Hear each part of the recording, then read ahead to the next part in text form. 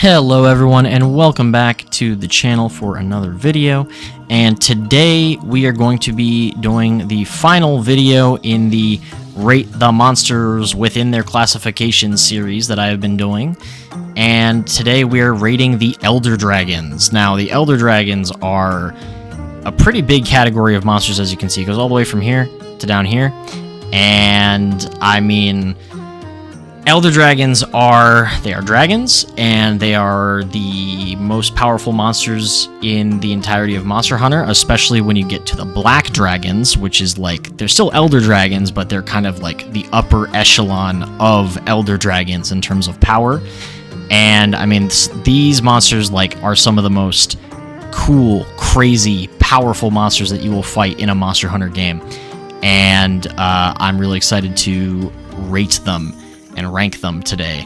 Of course, this is all my opinion, and also, as mentioned in my previous videos, this is going to be more of a listening experience because I do not have the time to find footage for all of these monsters as I talk about them, and I don't have an editor, so will be more of a listening experience for this video, but I still hope that you will listen along and enjoy, and really excited to hear all of your thoughts in the comments below. Just like the other videos. But alright, let's get right into it. So starting off, we have Kirin. I think Kirin's okay. He is one of the original Elder Dragons. It was him, Lao Shan Lung, and Fatalis in the original Monster Hunter. I think Kirin's alright. Like, I think he's fine.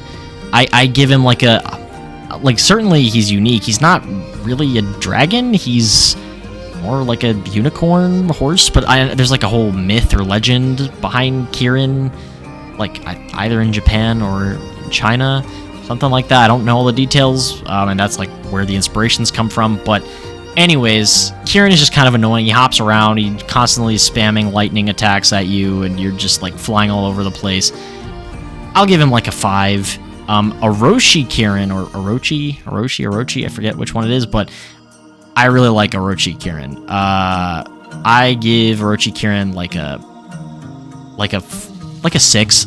I think he's still kind of annoying, but I just really like him a lot more than regular Kirin. An Ice Kirin, like, that's so cool. And I love the alternate color palette, and I just really want Orochi Kirin to come back in a future game because he has not been in a game since 4 Ultimate. I think that was also the only game he was in. Maybe I'm wrong there, though. I don't know. Lao Shan Lung. Okay, Lao Shan. Look, I know people hate this guy, but I don't want to put him in F tier. I mean, he's not that bad, in my opinion, at least in Monster Hunter Generations Ultimate, okay? That's the only game I fought him in. He's probably worse in the older games, but I think it's a unique idea. It's just, yeah, he doesn't really do much. He just kind of walks, and you shoot him with cannons, and I think the coolest part is towards the end where you get to like jump on his back and attack him. That's a cool part. I'll give him like a... If Kirin's like a... What did I say Kirin was? Like a 5? I'll give Lao Shan like a 4. Right? I think that's as generous I can get with him. Okay. Ashen Lao Shan Lung. I'm pretty sure it's basically the same, but I have not fought it, so can't really speak on it. Last game it was in was Freedom Unite, I believe, and I have not played very much of Freedom Unite yet, so yeah, I have not fought it. Yamatsukami, same thing. I really want to fight Yamatsukami. It looks so weird and cool. It's the first, like, octopus-like monster. I mean, he was classified as an Elder Dragon, so, you know, he's not like New Udra, you know, which is classified as a cephalopod, but I really want to fight Yamatsukami one day. I hope he comes back to a newer game. He just looks so goofy and fun and weird. But can't really speak on these two down here. Chameleos. I love Chameleos. I'm going to give Chameleos like an 8 out of 10. To me, he is my favorite of the trio of Chameleos, Kushala, and Teostra. He's so goofy. He's so funny. I love how he goes invisible and how he's all, you know, he steals your items or your, like, Spirit Bird buffs in the Rise version. You know, stealing items might sound annoying, but, like, yeah, he just steals, like, 1 item at a time, so it's not that big of a deal. It's just kind of funny when it happens.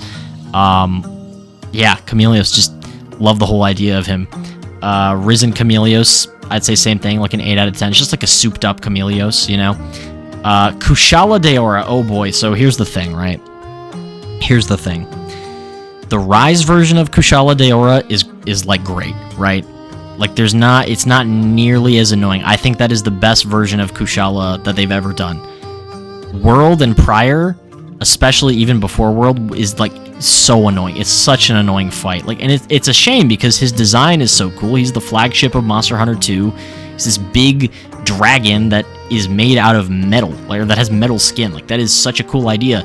That controls the wind, or at least follows the wind. Yeah, like, has some control over like storms and the wind. Like, it's such a cool idea. But he's just so annoying to fight in those older games. But the Rise fight's good, so based on the Rise fight, I'll still put him in A tier, but if we were talking like the older fights, he'd be down in like C tier. So A tier specifically for the Rise version, I'm gonna say like a 7. Like a 7. And Rusted has not been in a newer game. Last game he was in was 4 Ultimate, so I don't really remember it being that bad in 4 Ultimate, like not nearly as annoying as a regular one for whatever reason, so I don't think it's going to be in C tier, but I'm going to put it in B tier below Orochi Kirin at like a 5, I think I'll say. Alright, Risen Kushala, I'm going to say the same thing, like a 7 out of 10, just a souped-up Kushala Daora that does some cool extra stuff. Very fun. Teostra, alright. I like Teostra. I'm going to give Teostra an 8 as well. Same thing with Risen. Just the fun, big, blast, lion dragon creature. Like, it's just a very cool design. I love the stuff he does. You know, the blast stuff is kind of annoying, all his little blast powders, but the one who's really annoying is Lunastra, alright, his wife, okay?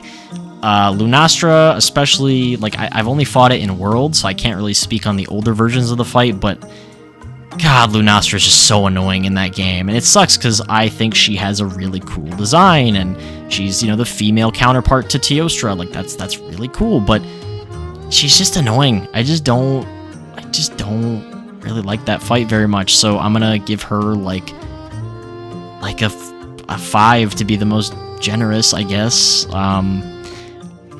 Okay. Oh yeah, Fatalis. All right, the GOAT. Fatalis the GOAT. Especially the Iceborne version of the fight. That to me is the best fight in all of Monster Hunter to this day. That fight is perfect in my opinion. You know, the rush against the clock, which at first felt kind of arbitrary to me and a lot of other people, but I like how it raises the stakes and the tension. I love how much you have to master the fight and how much you have to strategize. I love how cinematic the fight is with his moves that he does, his crazy flaming moves. You know, like the older versions of Fatalis, it didn't really feel like you were fighting this legend, right? Whereas in the Iceborne fight, like, you feel that when you're fighting him. It feels like you are fighting this legendary creature that at least one of its ancestors, or several, brought about the destruction of civilizations. And of course you fight him at Castle Schrade, and a Fatalis destroyed Castle Schrade in one night, and you really get the sense of that when you're fighting him in Iceborne with the stuff that he does with his flames. I mean, his fire melts through like a 10-foot thick steel gate. Like, that is, it melts it within seconds. Like, that is crazy. Like, no wonder this creature was able to completely eradicate civilizations. And just all the lore behind Fatalis is so cool and interesting. Like, all the ancient civilization stuff I'm bringing up, I love how he's kind of the humans check in nature. Like, if the humans in Monster Hunter are always checking the monsters in terms of like their effect on the ecosystem and nature, Fatalis is the check for the humans and their place in nature. Whenever the humans get too powerful or too technologically advanced, or they start hunting a little more than they should be, Fatalis comes out and smacks them back into place. And that's just a really cool idea. And I love his design. I love his fight. Again, his fight in Iceborne to me is the best fight in Monster Hunter to this day. And yeah, all the lore stuff, like the whole tidbit about how Fatalis will take humans, because they hate humanity. They like have a deep-seated hatred for humanity. They will take hunters that they've bested in battle, and they will like melt them to their flesh to strengthen their hide, mimicking the way that hunters wear monster hides as armor. It's like, that's so dark, but it's so cool and metal. It's like, gosh damn, dude. But anyways, let's talk about the other two well, okay, there's also Dire Morales, which is kind of like a Fatalis as well. But anyways, Crimson, I actually have not fought Crimson Fatalis yet. I haven't. I really need to do that. It's the only one I haven't fought. I gotta do that in GU. I plan on doing it with a buddy of mine, hopefully in the near-ish future.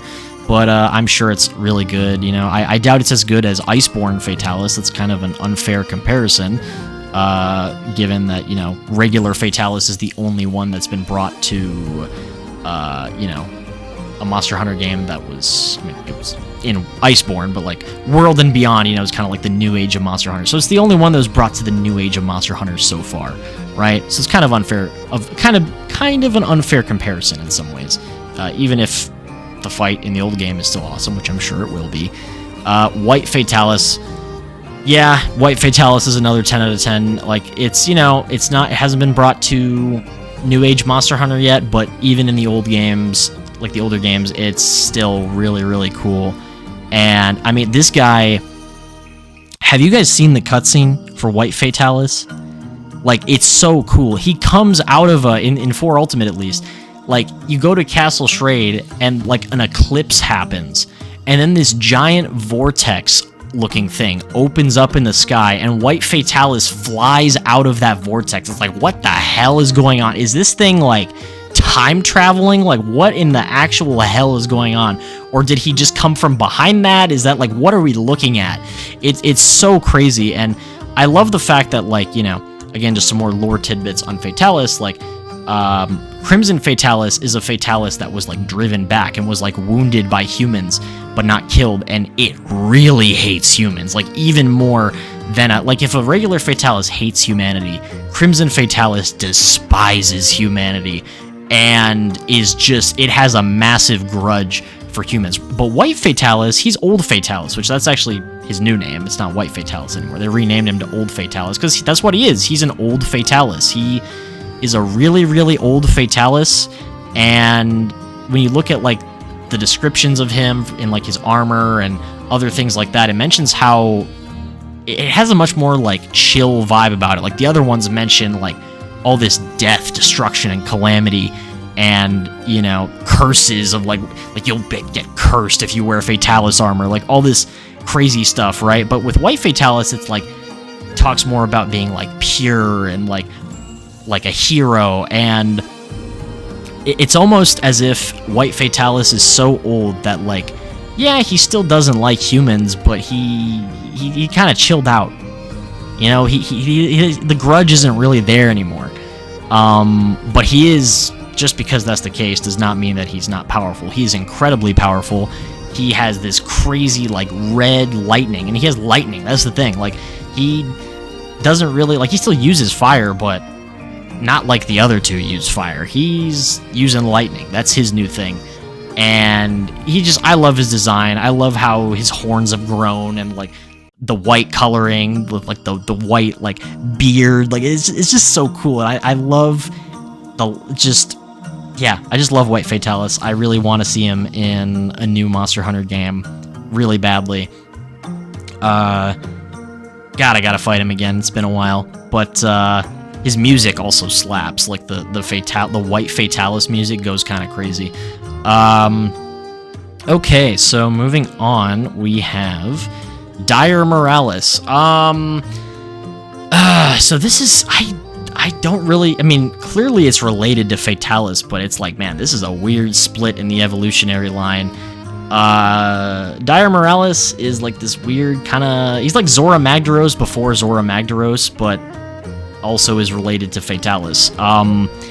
He's alright, he's okay, like, he's not particularly hard or that engaging of a fight. You just kind of swim under the water and hit him, and then he comes out and does some stuff, and then goes back in, and it's like he's kind of slow and lumbering. His attacks, he just kind of fires these like rocks out of his little volcano thing he has on his back. He's cool, but like I'll give him like a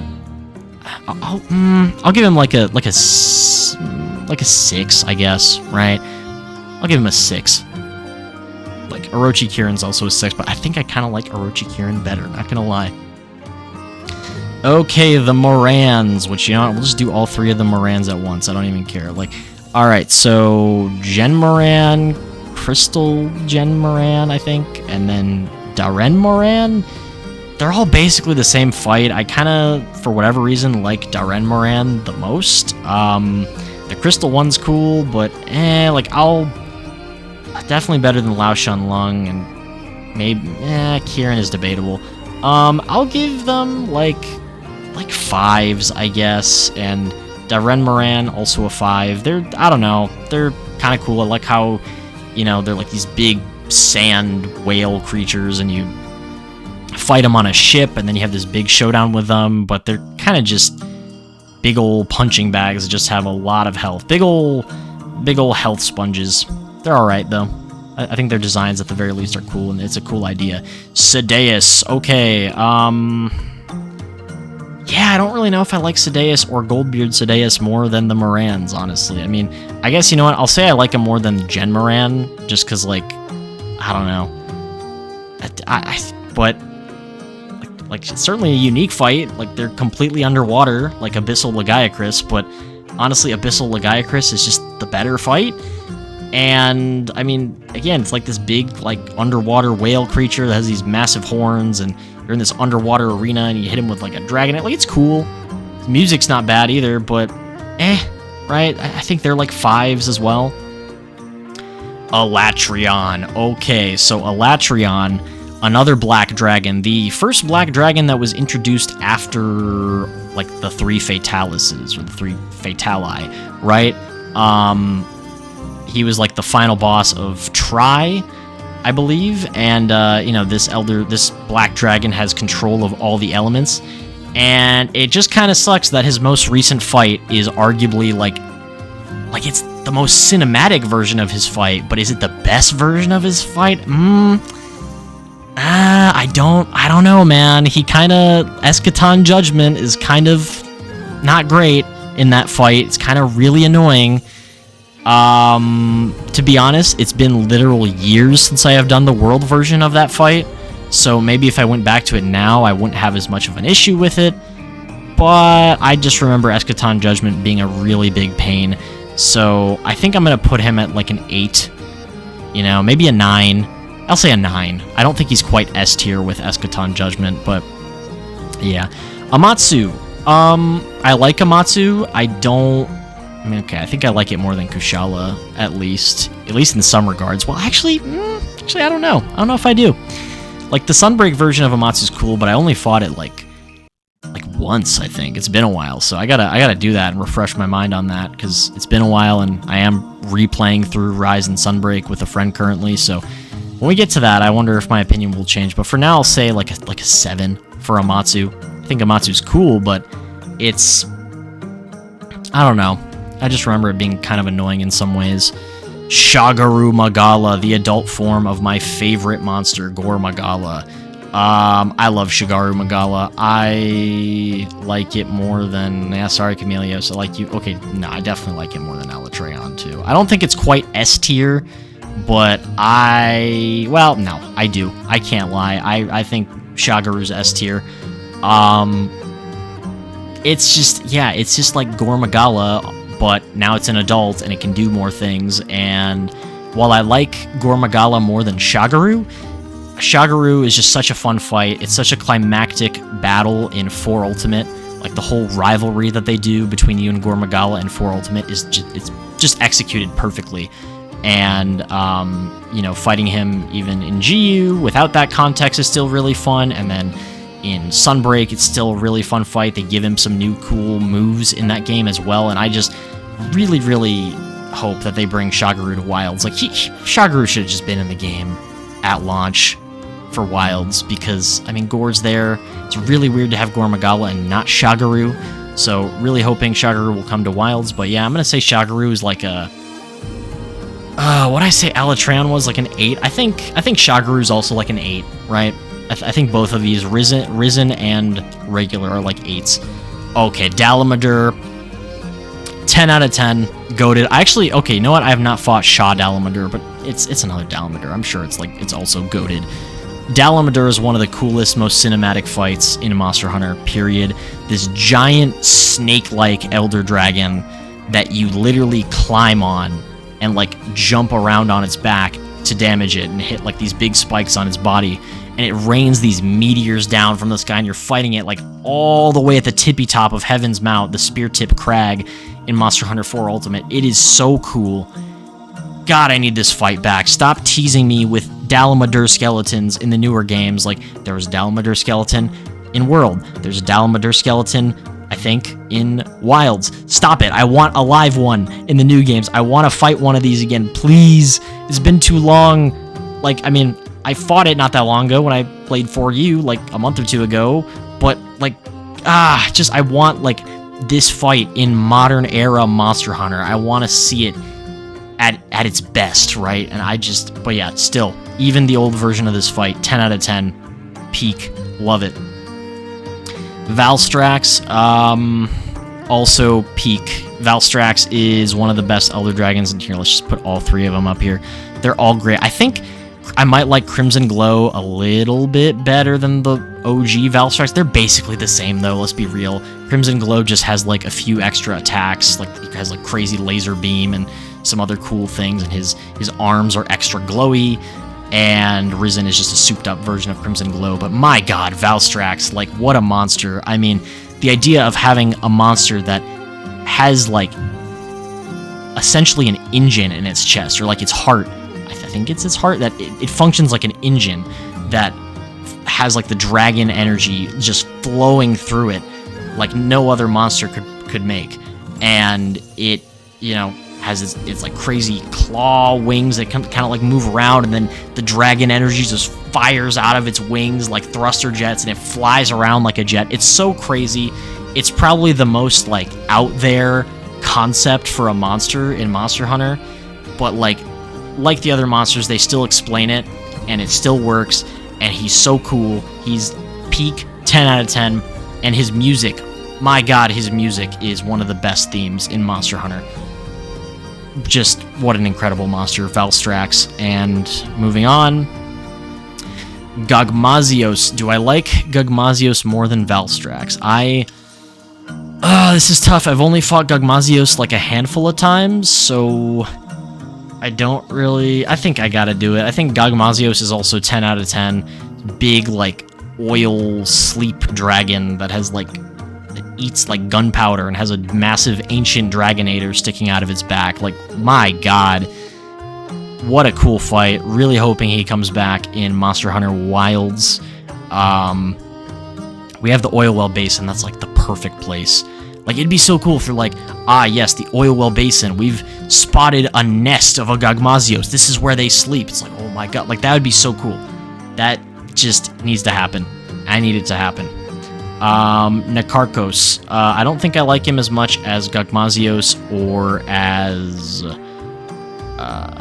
Dalamadur, but I love Nakarkos. Nakarkos is such an incredible fight. The arena that you fight him in, Wyvern's End, I think that's what it's called.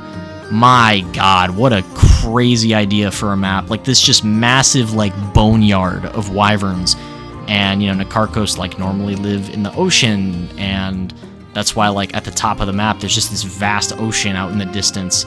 But this is, like, his cave, right? And he uses all of these bones to, like, make his tentacles into, like, little bone dragon-looking things, and then, you know, he comes out and he reveals that he's this, like, blue-shelled cephalopod, but, you know, he's an elder dragon, so once again, not an actual cephalopod classification like New Udra or Shu Wu in Wilds, but yeah, Nakarkos for me, also 10 out of 10.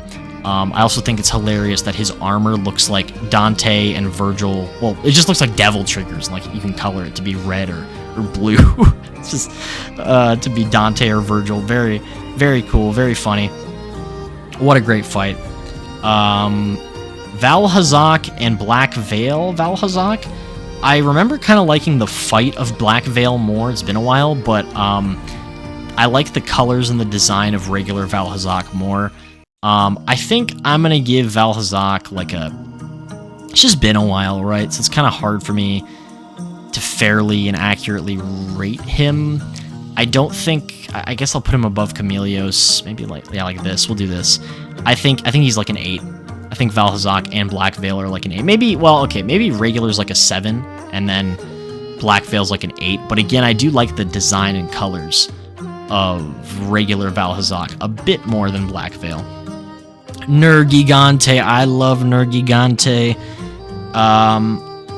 Flagship of Monster Hunter World, the eater of other Elder Dragons, the scavenger. I love his spikes. I love like breaking his spikes, and I love the way he uses them to fight you. He's just a really, really fun fight. I guess, yeah, I do probably like him more than Alatreon. Yeah, I'll give him like a, I don't think I like him more than Shigar though. So I'll give him like a, these guys are, okay, so wait, Valstrax 10, I think I gave Shagaru like a 9, so I'll give Nergigante like a 9 as well. Same thing with Ruiner. Ruiner I don't like as much as regular Nergigante, but still cool, still good. Zora Magdaros, like, I think Zora Magdaros is like, honestly, dude, I might actually like the Morans better, and Sadeas better than Zora Magdaros. Zora Magdaros kind of sucks. Like, I'll give Zora Magdaros like a 4 with Lao Shan Lung. It's just not very good. I think his design's cool. I like how he's like a mountain, essentially, that you're climbing on top of. That's really cool, but it's just not a great fight. Okay, Xeno'jiiva. I'll give Xeno'jiiva... I think Xeno'jiiva's like a solid 7 as well. It's a great final boss, in my opinion. Is it like the best final boss? Not even close. I mean, like a lot of these guys up here, well, you know, Dalamadur, Gagmazios, Nikarkos, like, doesn't even come close to those in my opinion, but still a great fight. You know, have pretty fond memories of just getting to that point in the game and fighting him. This like small building-sized Elder Dragon, but you know, there's a lot better, and I would learn that later as I played more of the Monster Hunter games. Kolv Taroth. It's been a really long time since I've fought Kolv Taroth, but I don't know if I like it as much as Xeno'jiiva. Maybe a bit more than Xeno'jiiva, actually. So, again, I'll say like a 7. Maybe, actually, no, an 8. I'll say an 8 for Kolv Taroth. It's just been a while, so it's hard for me to kind of remember exactly. Velkhana. I think Velkhana is... do I like it more than Chameleos? I think I like it more than Teostra. I think Velkhana is like an 8. It's just a fun ice dragon, and I love breaking the ice parts off.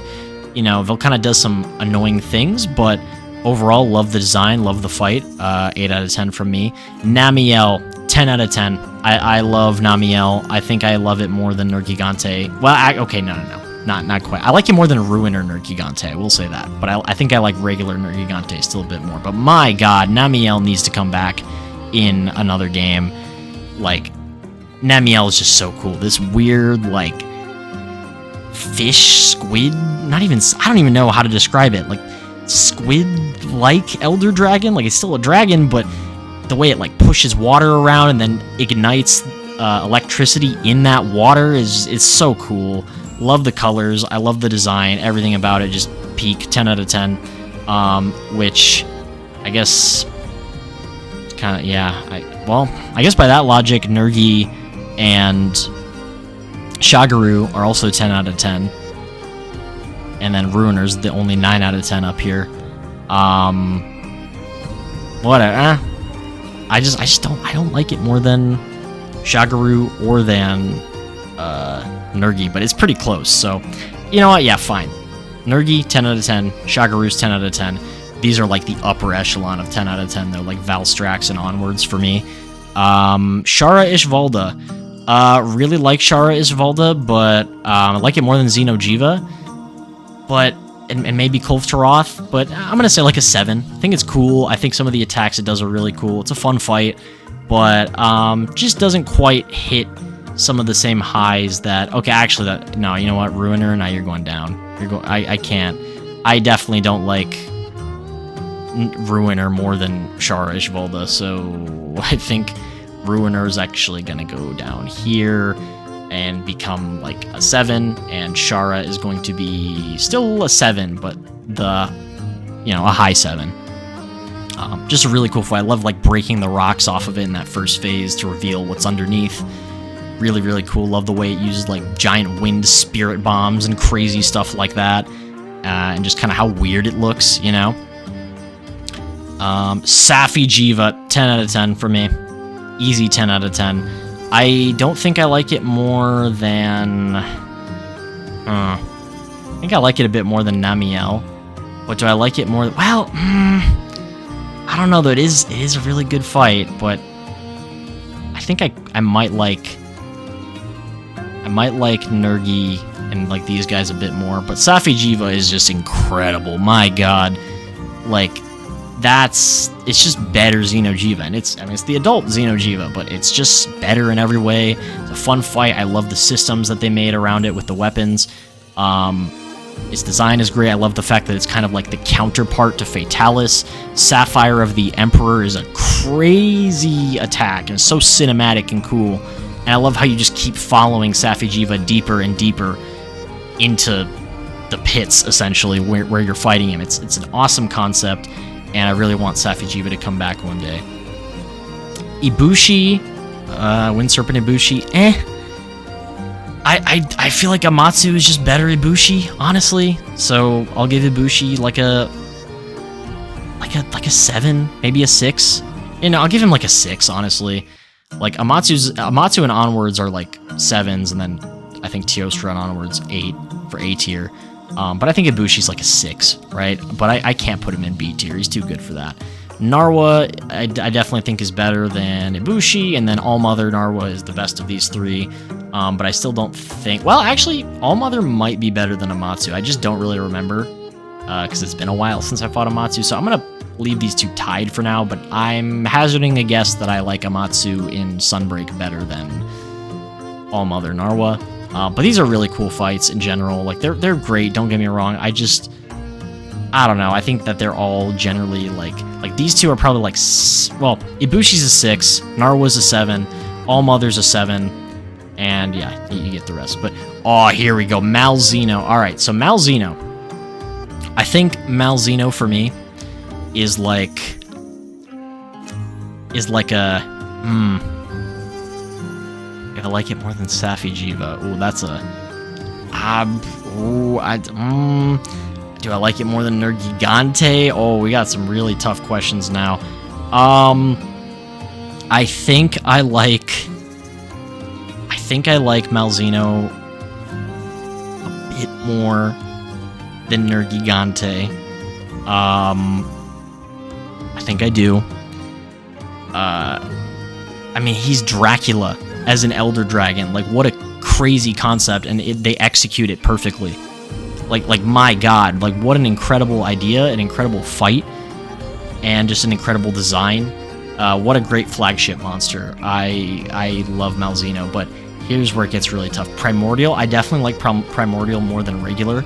Primordial is one of the craziest fights, like, that I've done in Monster Hunter. I think it's peak. It's such a good fight. Is it on the level of, like, some of the final boss monsters? Maybe not quite. But it's, I mean, dude. Primordial Malzeno, excuse me, is, like, kind of goated. Do I like it more than Valstrax or Shagaru? I don't know. That's a really tough question right there. I think I'm gonna put it, like, above... no, I think I do. I think Primordial Malzeno is like here for me, dude. I think that's how much I like Primordial Malzeno. It's that good.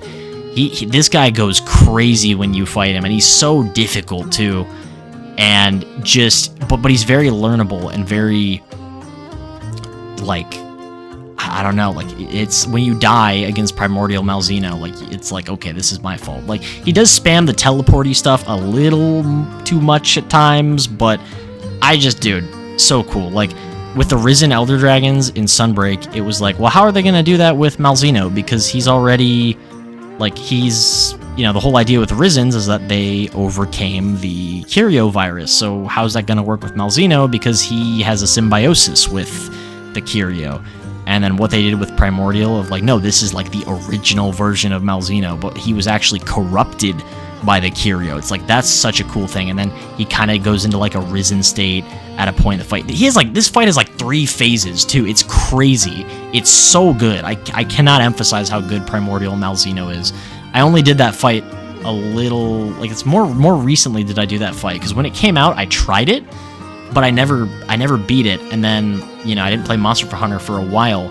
And then I came back to that, you know, after Wilds came out, a buddy of mine was like, hey, do you want to do Primordial Malzeno? Because, like, you mentioned how you haven't done that yet. And I was like, yeah, let's do it. And we did. And my God, I was just blown away by it. So, easy 10 out of 10 for me with Primordial Malzeno. And then, all right, last 2. And I'm going to talk about the final boss of Sunbreak. And then after that, I'm going to be talking about the final boss of Wilds. So, for the final boss of Wilds, you know, I imagine more people have probably played Sunbreak. I mean, maybe not, but, you know, spoiler warning for the final boss of Wilds, because I will be talking about that soon. But to start, let's start with, or first of all, let's talk about Geismagorm.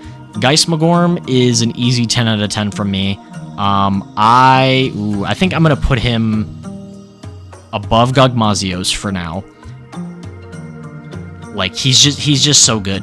I just, like, I can't believe how good Geismagorm is. Like, this demon mole elder dragon, it's such a crazy idea, and you fight him in this massive pit underneath this old, ancient, massive structure, and he does all these crazy cinematic attacks that, granted, his, like, most cinematic attack is, like, super easy to dodge, which is a bit disappointing, but gosh damn, it's just so cool, and he's just so cool. And like the phases of this fight, first phase is all right, and then second phase is where it gets real, and that's where it gets really cool, you know. And even the first phase, which isn't as cool, is still really good.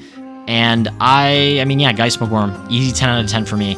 I love how he fits into the theme of, you know, the brand new Monsters in Sunbreak being like more Western creatures, because, you know, Rise, all the monsters were inspired by yokai and oni, and with Sunbreak, they're like, hey, why don't we look at Western monsters? And so, you know, that's why you have, like, Frankenstein's monster, werewolf, Dracula, and a demon, or the devil, with Geismagorm. And it's such a cool idea for those brand new monsters, and Geismagorm being, like, the one to end off the main story of Sunbreak is just, like, or like for base Sunbreak, you know, before the updates, like, just perfect.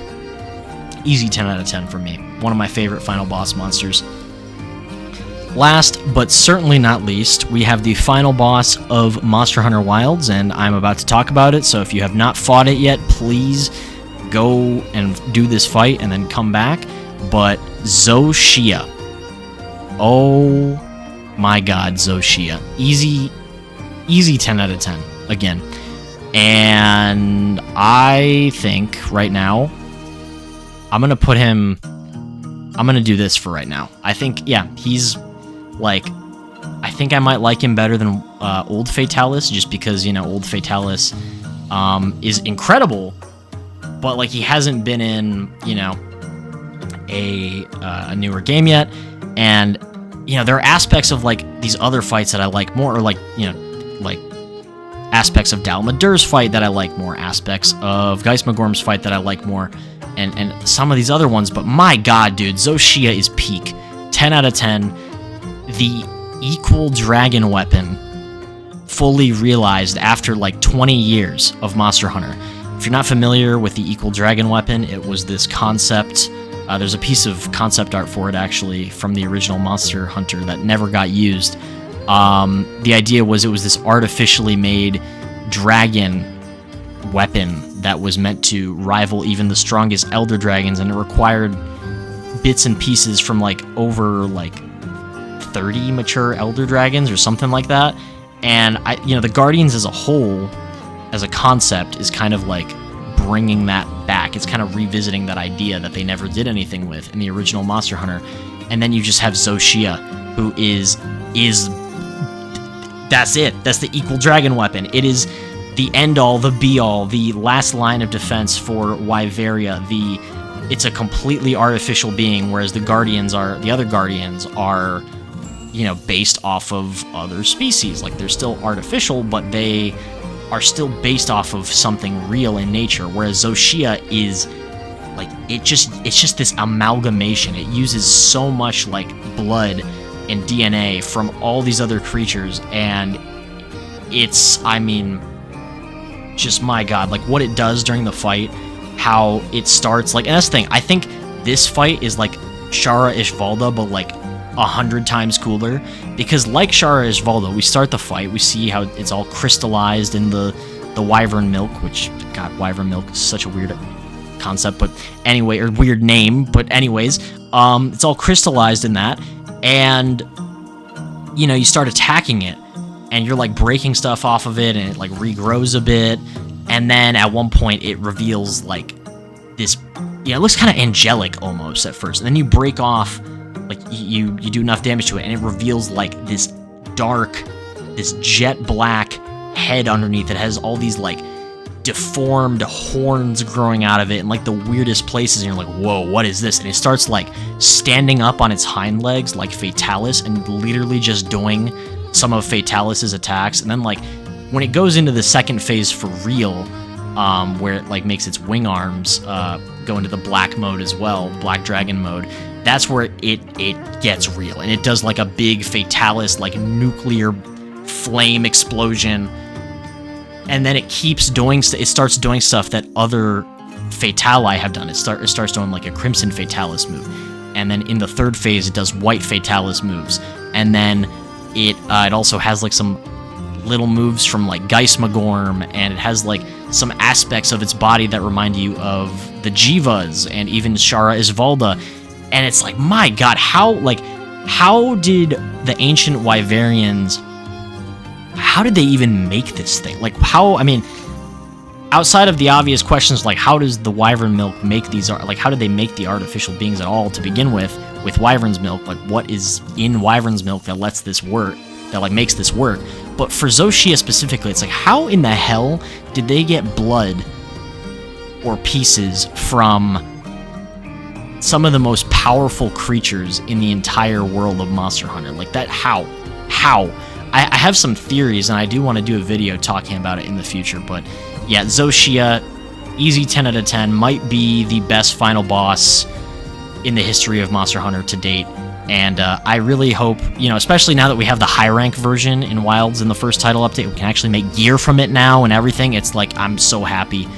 It was so disappointing to only get to fight it once and only in low rank. And now with the first title update, they have fixed that. And it's just, you know, it clearly was meant to be in the game at launch this way, but, you know, it's okay. I'm just glad we have it now.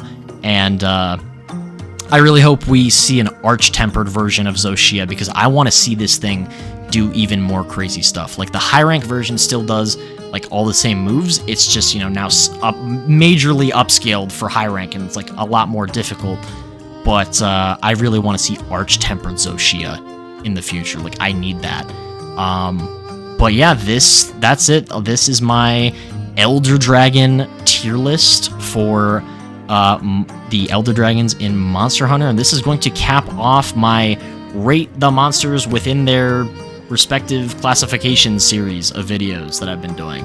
But let me know what you think in the comments below. Which Elder Dragons are your favorite, and why, or why not? Let me know in the comments below, and I will see you all in the next Monster Hunter video. Happy hunting.